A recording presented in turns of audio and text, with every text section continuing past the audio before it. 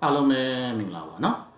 ကျွန်တော်ဒီ Primavera PC နဲ့ပတ်သက်ပြီးတော့ပေါ့เนาะအတန်းလေးသင်တော့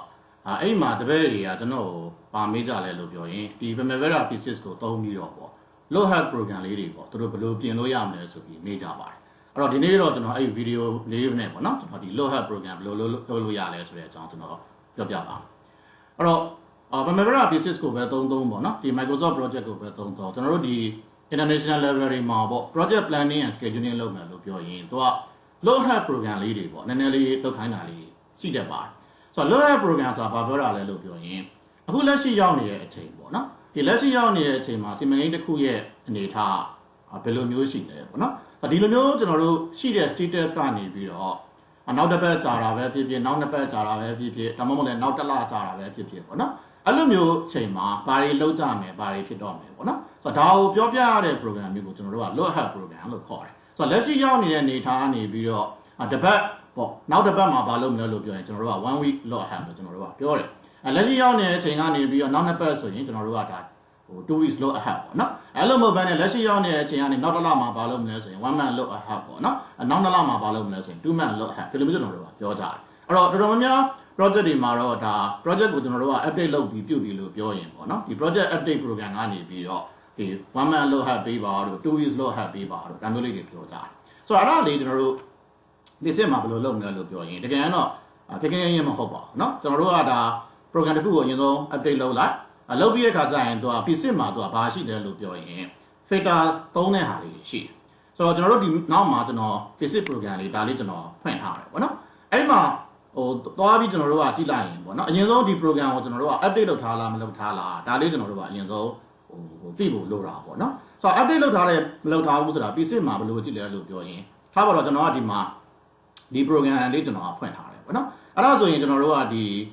project ပေါ့နော် project folder လေးကျွန်တော်တို့ကသွားလိုက်တဲ့အခါကျရင်ကျွန်တော်အခုမှဒီဟာလေးကျွန်တော်ဖွင့်ထားတယ်ပေါ့နော်ဒီ folder လေးဖွင့်ထားတဲ့ပုံစံလေးဒီမှာမြင်နေရတာပေါ့ဆိုတော့အဲ့မှာဒီအောက်ခြေမှာ project detail window ရှိတာပေါ့ဒီ project detail window ထဲမှာဒီ date ဆိုတဲ့နေရာကိုကျွန်တော်တို့ကကြည့်လိုက်တယ်လို့ပြောရင်သူ့မှာဒီနေရာလေးမှာ date နှစ်ခုကျွန်တော်တို့ကပြထားတာရှိတယ် project plan start date ရယ် data date ရယ်ပေါ့နော်ဆိုတော့ normally ကျွန်တော်တို့ကအဲ့project plan start date နဲ့ data date နဲ့တူနေရလို့ပြောရင်ဒါ schedule ကိုစဆွဲလုံးရဲ့အနေထားပေါ့နော် master schedule ရဲ့အနေထားဒီလိုမျိုးကျွန်တော်တို့ကပြောတာပေါ့နော်အဲ့လိုမှမဟုတ်ဘဲနဲ့project plan start date က date တစ်ခု data date ကတစ်ခုလို့ကျွန်တော်တို့ကပြောနေတာဒါ schedule ကိုကျွန်တော်တို့က update လုပ်ပြီးတော့ run ထားရဲဆိုတဲ့ပုံကျွန်တော်တို့ကနားလည်ရမှာပေါ့နော်ဆိုတော့ဒါဆိုရင်ကျွန်တော်တို့ဒီမှာသွားကြည့်မယ်ဆိုရင်project plan start date က22 June ပေါ့2017ဖြစ်ပြီးတော့ပေါ့နော် data date က 1st February 2014ဆိုတော့ဒါ 1st February 2014 data date အနေထားနဲ့ဒီ project ကို run ထားတယ်ဆိုတဲ့ပုံဒီလိုမျိုးကျွန်တော်တို့ကနားလည်ရဆိုတော့အဲ့လိုမျိုးကျွန်တော်တို့က project ကို run ထားတာပြီးသွားပြီလို့ပြောရင်ဒီ 1st February 2014ကနေပြီးတော့ဥပမာကျွန်တော်တို့နောက်တစ်လမှာဘာဖြစ်မလဲပေါ့နော်ဒီ1 month load ahead ပေါ့ဒါလေးကျွန်တော်တို့ကကြည့်ချင်တယ်လို့ပြောရင်ဒီနေရာလေးမှာသူက filter ရှိတယ်ဒီ filter လေးကိုကျွန်တော်တို့ကသွားလိုက်ပေါ့နော်သွားလိုက်ရင်သူကဒီထဲမှာပေါ့နော်ပုံမှန် PC ကိုပုံမှန်တိုင်းကျွန်တော်တို့က installation လုပ်ထားရင်သူက global ဆိုတဲ့အောက်မှာဒါ2 weeks ahead ဆိုတဲ့ filter ရှိပြီးသား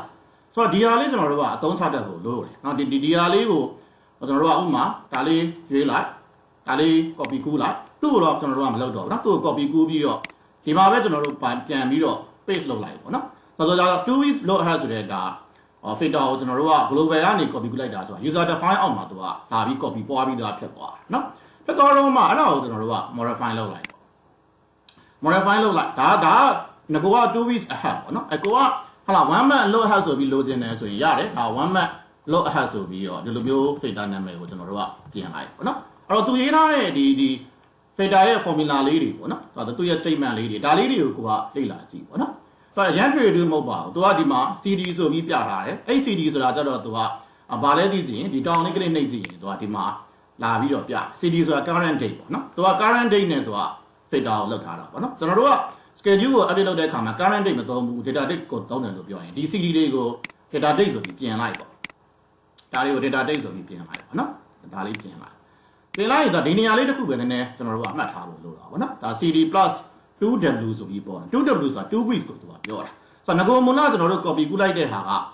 2 weeks ahead ဆိုတဲ့အတွက်ကြောင့်သူက current date ကနေပြီးတော့နောက်လာမယ့်နှစ်ပတ်ကိုပြောတာပေါ့နော်အဲ့တော့ဒီဟာလေးကိုကနမူနာယူထားပြီးတော့ကိုယ့်ရဲ့ data date ကနေပြီးတော့နောက်တစ်လလိုချင်တယ်ဆိုရင်တို့ကဒီမှာပြင်ရေးလိုက်ပေါ့နော် data date ပေါ့နော် dd ပေါ့ plus နောက်တစ်လောက်တော့ကျင်နေဆိုရင် 1m ပေါ့ဒီလိုမျိုးလေးကျွန်တော်တို့ကပြင်ရေးလိုက်နော်1m ဆိုရင်နောက်တစ်လောက်နော်1 month လောက်ပဲဖြစ်မယ် plus 2m ဆိုရင်ဒါ2 month လောက်ဖြစ်မှာပေါ့နော်တကယ်လို့များကျွန်တော်တို့က plus 2w ဆိုရင်2 weeks လောက်ဟာပေါ့ plus 3w ဆိုရင်3လောက်ဟာပေါ့ဒီလိုမျိုးကျွန်တော်တို့ကဖြစ်ဆိုတော့ဒါလေးကျွန်တော်တို့ကလုပ်ပြီးသွားပြီလို့ပြောရင်ဒါလေးကိုကျွန်တော်တို့က okay နေလားဒါဆိုကျွန်တော်မှဒီ1 month လောက်ဟာ filter လေးရပါပြီပေါ့နော်ရပါပြီလို့ပြောရင်အဲ့ဒါလေးကျွန်တော်တို့ကတစ်လုပ်လိုက်တယ်ဆိုတာဒါကိုကျွန်တော်တို့က apply လုပ်ချင်ပါနော်ဒီလိုမျိုးတစ်လုပ်လိုက်ပြီးတဲ့အခါကျရင်ကိုက apply လုပ်လိုက်မယ် okay လုပ်လိုက်မယ်လို့ပြောရင်ဒါအခုလက်ရှိ updated လုပ်ထားတဲ့အချိန်ကနေပြီးတော့ပေါ့နော်နောက်တစ်လတော့အတွင်းမှာဘာလုပ်မယ်ဆိုတဲ့ activity လေးတွေကိုပဲသူကဘာလုပ်ပေးလဲဆိုရင်ရွေးထုတ်ပြီးတော့သူကပြပေးတာပေါ့နော်ဆိုတော့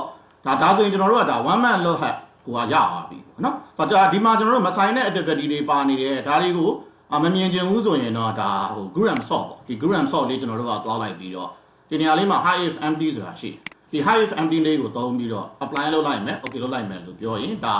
အခုလက်ရှိရောက်နေတဲ့အချိန်ကနေပြီးတော့ပေါ့နော်နောက်တစ်လတော့တင်မှာဘာလုပ်မယ်ဆိုတာလေးကျွန်တော်တို့ကဒါ submission တင်လို့ရပြီပေါ့ဒါ 1 month လောက် program လေးရပြီပေါ့နော်ဒီနေရာမှာ filter လေးတွားကြည့်မယ်ဆိုတော့ filter မှာသူက1 month လောက် program ဆိုပြီးတော့လာပေါ်နေမှာပေါ့နော်ဆိုတော့အဲ့ဒါလေးအသုံးချတတ်ဖို့လိုပါတယ်ဒါလေးအသုံးချတတ်ရင်ကိုကဒီစင်ကာပူအစားရှိတဲ့နိုင်ငံတွေမှာပေါ့နော် project planning နဲ့လုပ်မယ်ပြုမယ် ADA project တွေ PUB project တွေအဲ့မှာသူတို့က1 month လောက် တို့နော်2 months လောက် တို့နော်3 week လောက် တို့ဒါဒီလိုမျိုးကျွန်တော်တို့ကတင်ခိုင်းတယ်လို့ပြောရင်ဒါကျွန်တော်တို့လွယ်ကူကူနဲ့တင်လို့ရပါတယ်နော်ဒါလေးကိုကျွန်တော် knowledge sharing လုပ်ပြီးပြောပြခြင်းဖြစ်ပါတယ်ကျေးဇူးတင်ပါတယ်